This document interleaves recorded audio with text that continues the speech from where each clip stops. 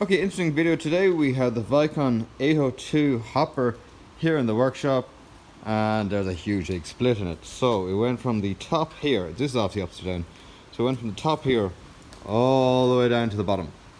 And at the moment the hoppers are really expensive and are very hard to get in stock. So because we want to go spread fertilizer hopefully in the next few days after it stops raining, we are just going to attempt to fix it and wait for the new hoppers to come in, but obviously in the meantime we're just going to fix it.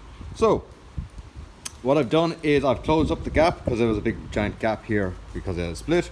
Close up the gap as best I can, use an angle grinder and clean down all the surface. I made it a little bit rough so the fiberglass has something to stick to, and what we're going to do is make up some fiberglass on some patches, and we're going to just patch it up. So we're going to patch it on the outside first when the gap is closed, and then we're going to flip it around and we're going to then do the inside.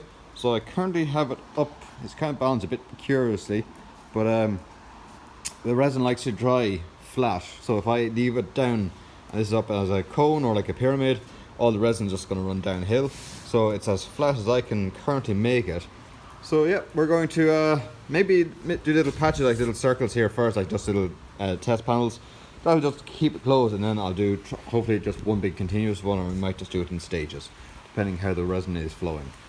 Okay, let's get at it. So this is the resin kit that I got. So I got the little jar, so I've been using this jar for many years, but I fill it about 3/4, throw in enough resin or hardener just to get the thing to activate. How much you use, it kind of depends on the temperature, the weather, what you're doing, how fast you want the reaction. Basically once you put any in, the reaction is going to happen, but if you don't put enough in, it'll take ages for it to harden, and if you put too much in, it'll harden too quickly. So there's that nice kind of balance in between, and also temperature will dictate how fast it'll harden.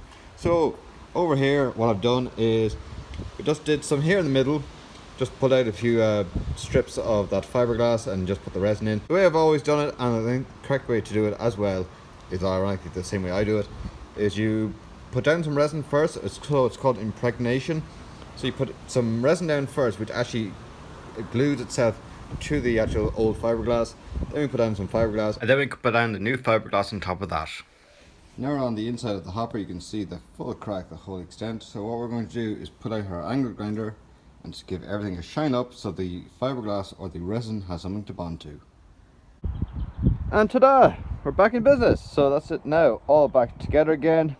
You can see the big seam line there, and that's it now, all glued up, looking pretty good. It's all back together, and we're hoping to go spread some fertilizer as soon as this damn rain stops.